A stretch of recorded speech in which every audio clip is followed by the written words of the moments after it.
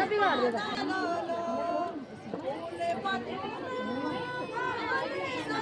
का रोल है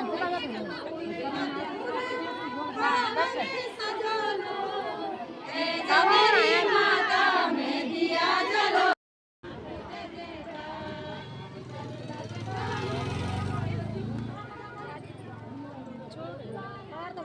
जोर से बोलो अरे बोलो जय माता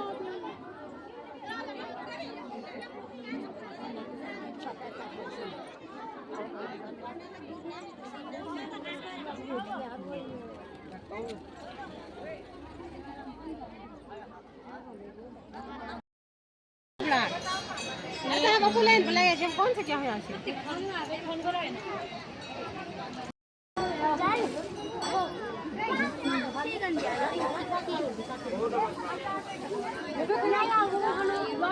एतानु एतानु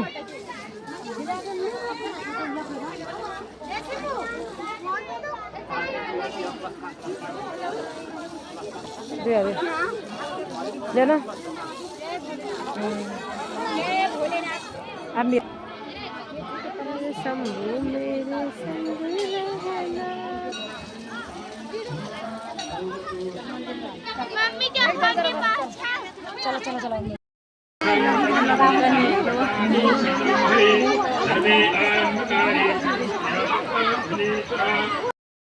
मैया की बोलो पवन सुत हनुमान की बोलो बाल लक्ष्मण की बोलो सीता माता की बोलो राम दरबार की धर्म की अधर्म का प्राणियों में जगत का गो माता की गंगा मैया की बोलो व्यास भगवान की बोलो पार्वती पद हर हर महादेव शंभो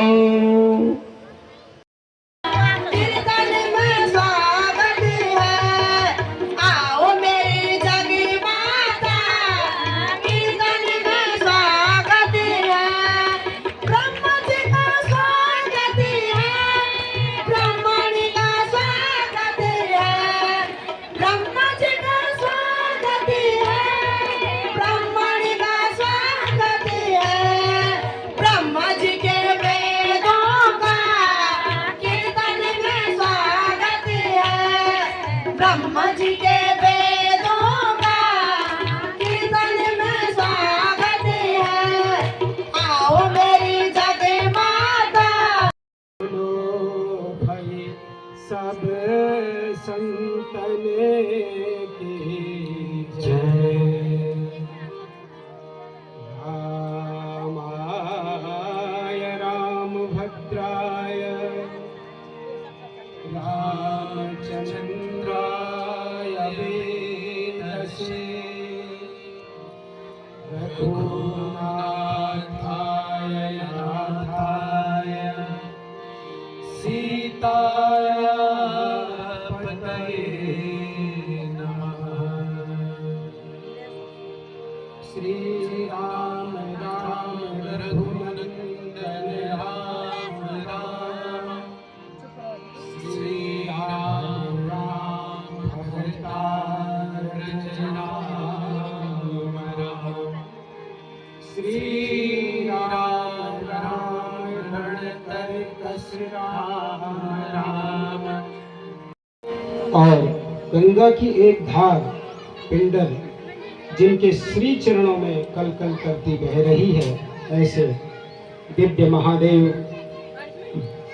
बबलेश्वर महादेव के श्री चरणों में प्रणाम करते हुए इस 9 दिवसीय राम कथा के जो निवेदक हैं, जो मनोरथी हैं, वो 11 गांव बगोली, कोलसों, चुल्ला, श्यान, सीरी, थापली, सिरपा, मटियाला, कोटी, घतोड़ा, त्रिकोण एवं बल्लेश्वर महादेव मंदिर समिति के तत्वाधान में यहाँ पर ये राम कथा आयोजित होने जा रही है।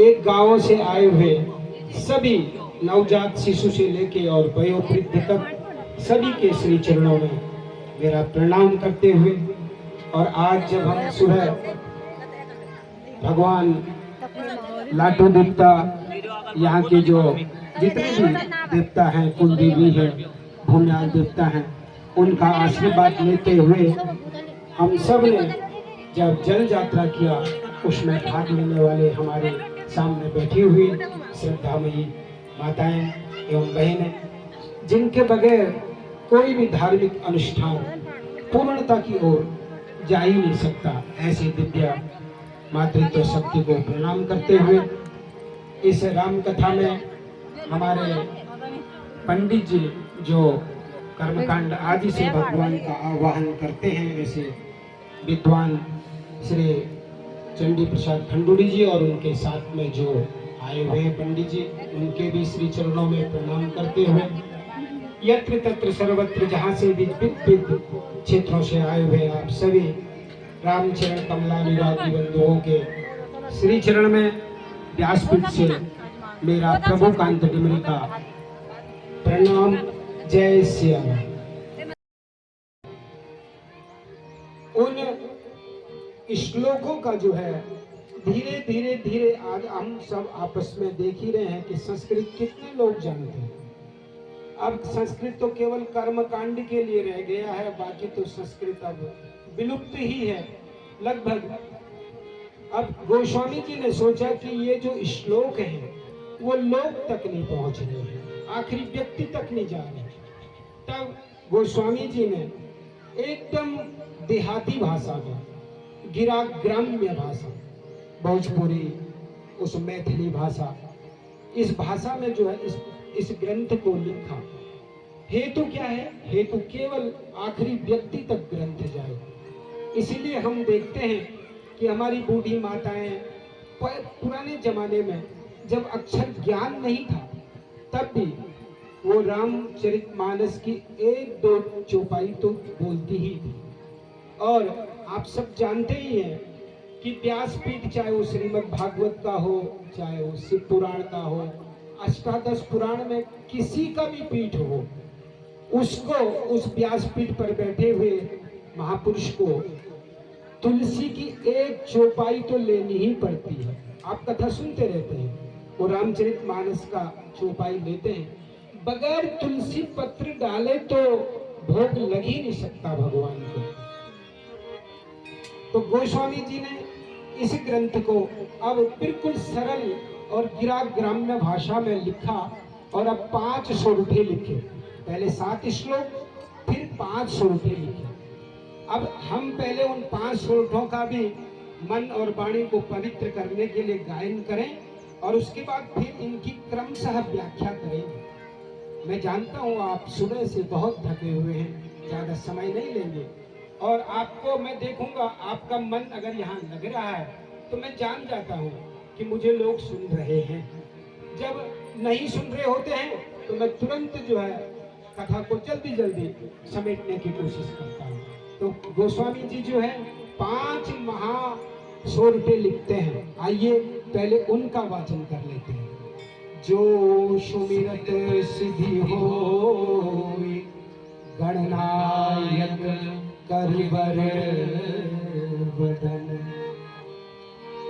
करहु अनुग्रह सोहि, बुद्धियास शुभ गुण सदन।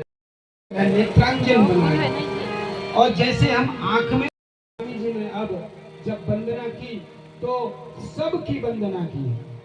कहाँ कह रहे थे कि मैं अब राम कथा प्रारंभ करने जाऊंगा, लेकिन अभी राम कथा प्रारंभ ही नहीं हुई। अब सब जब संसार ही सिया राममय दिखाई दिया तो वो अब एक एक करके सबकी वंदना करने जा रहे हैं बाबा जी। अब बाबा जी ने सबसे पहले क्या किया? साधुओं की वंदना की। साधु चरित सुख चरित कपास। अब आप जानते हैं कपास का कितना नीरस होता है, कपास देखा होगा, और क्या काम आता है? कुछ नहीं। और लेकिन उसके तंतु जो है, उसके रेशे बहुत कष्ट से, इतना कष्ट से जो है वो रेशा बनते हैं, रेशा से कपड़ा बनता है, और कपड़ा से फिर हमारे और आपकी इज्जत, शरीर, आबरू इसको ढक देते हैं। कपास, ऐसे ही साधुओं का चरित्र है। साधु कितने कष्ट से जो है साधु बनते हैं, और वो क्या करते हैं, हमारे दोष अवगुण ये सब देते रहते हैं। मैं बात कर रहा था एक बार, वैसे तो कथा आप सब जानते हैं, मैं ज्यादा कथा वथा नहीं किया हूँ। कथा तो मैं, वो ही वक्ता जो है कथा कर सकता है जो वक्ता श्रोता को कथा न सुनाए, कथा सुनाए अपने मन को। सुनु सठ मना, श्री रामचंद्र कृपालु भज मन, हे मन तू सुन, हे सठ मन तू सुन। जो मन को कथा सुनाएगा वो ही वक्ता है। जो जनता को सुनाएगा तो उसकी कथा में रस नहीं आएगा। और अक्सर मैं कथा में कहता हूँ कि भाई देखो, हमारे अंतःकरण में तो 4 चीज होती है, मन, बुद्धि, चित्त और अहंकार। इनको चतुष्टिक करण कहते हैं। 4 होते हैं, मन, बुद्धि, चित्त और अहंकार। तो जब भी जो है श्रोता दीर्घा में बैठे हुए महापुरुष जब भी आए तो वो जो है व्यास का नाप लेने ना आए कि देखें वो कितना है। सुबह बहुत जो है वायरल हो गया है कि भाई इन्होंने इतना वायरल कर दिया, बगोली में बहुत बड़ी कथा होने जा रही है, वायरल तो बहुत हो गया। अब लोग यहाँ कथा सुनने कम आएंगे, हम ऐसा ही होता है, मानवीय स्वभाव है। तो मैं उनको आग्रह करूं, विनती करूं कि भाई आप कथा सुनने आए, काम, क्रोध और काम चतुष्टकरण जो है, मन, बुद्धि, चित्त, मन, बुद्धि, चित्त तो यहाँ लाए कथा में। और अहंकार को, वो जो गेट बना है जहाँ चप्पलें खुली हैं, अहंकार वहीं रख दें। और व्यास का नाप न निकालें, व्यास का नाप निकाल भी नहीं सकोगे। व्यासाय विष्णु रूपाय, उसका क्या नाप निकालेंगे। लेकिन कथा रसप्रद हो रही है, वो सब पता लग जाता है कि भाई बंदा बोल रहा है, जरूर साधना किया होगा, जरूर गुरुमुख वाणी होगा। किताब पढ़ने से ही कथा नहीं हो सकती, ये आप पक्का मान लो। कथा वो ही कर सकता है जिसने गुरुमुख से सुना हो, साधना किया हो, नित्य प्रति कथाओं में रहता हो, वो कथा कर सकता है। तो अब कथा आगे बढ़ी। अब गोस्वामी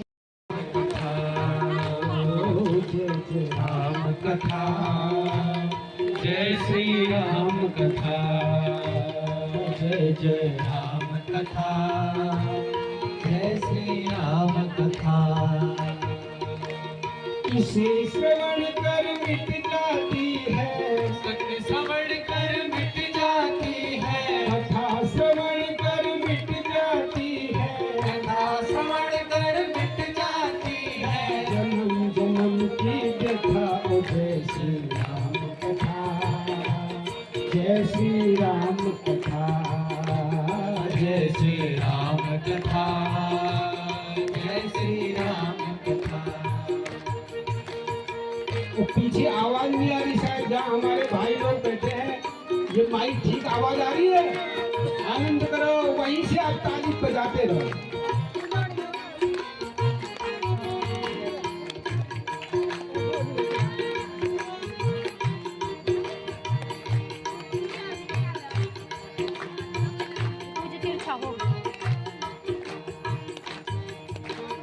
राम कथा कलिका मधुबाई, नई चेतना आई है। और अभी पंडित जी बोल रहे थे ना, धर्म की जय हो अधर्म का नाश हो। ये हमारे जो है धर्म सम्राट करपात्री जी महाराज हुए हैं, ये उन्होंने ये घोषणा की थी जब तत्कालीन सरकार जो है गो हत्या बंद नहीं कर रही थी। करपात्री जी महाराज का आप देखें, इतना हमारे ऊपर जो है अनुग्रह है। उन्होंने ये उद्घोषणा की थी कि धर्म की जय हो, अधर्म का नाश हो, प्राणियों में सद्भावना हो, विश्व का कल्याण हो, गो हत्या बंद हो। ये उनका उद्घोषण। तो ये संत समाज मुदमय मंगल है जो प्रयाग की तरह है। और इसमें क्या है, तो प्रयाग में तो गंगा जी बह रही है, यमुना जी बह रही है, सरस्वती जी बह रही है। तो इस संत रूपी प्रयाग में कौन गंगा है, कौन यमुना है, कौन सरस्वती है? तो बाबा जी कह रहे हैं, राम भगति जहाँ सुर सैरी धारा, राम भगति जहाँ सुर